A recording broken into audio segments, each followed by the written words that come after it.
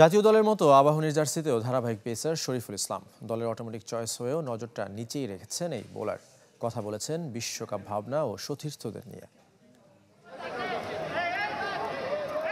উইকেটের বিচারে গেল বছর বাংলাদেশের নাম্বার 1 বোলার শরীফুল ইসলাম। এবারে ডিপিএলেও ভয়ঙ্কর শরীফুল। খেলেছেন মাত্র 3 ম্যাচ, নিয়েছেন 7 উইকেট। শরীফুল যত উপরে উঠেছেন ততই শক্ত করে মাটিতে পা রেখেছেন। আমি মনে করি যে আমরা সবাই যারা ম্যাচ খেলি সবাই নাম্বার 1।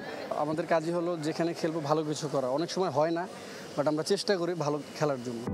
মুস্তাফিজ অথবা তাসকিন নয়, এখন তাকে ঘিরে সাজানো হয় বোলিং লাইন আপ।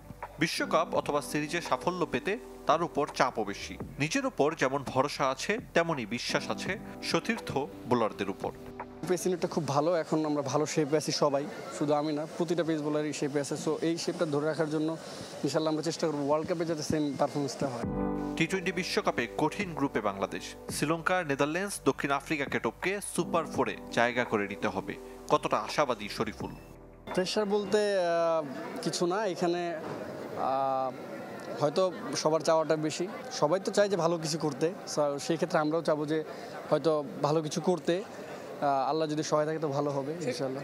ধারাবাহিকতা ও আগ্রাসন ধরে রাখতে বোলিং বৈচিত্র্যের উপর জোর দিচ্ছেন এই পেসার। আরিফুল ইসলাম, চ্যানেল 24, ঢাকা।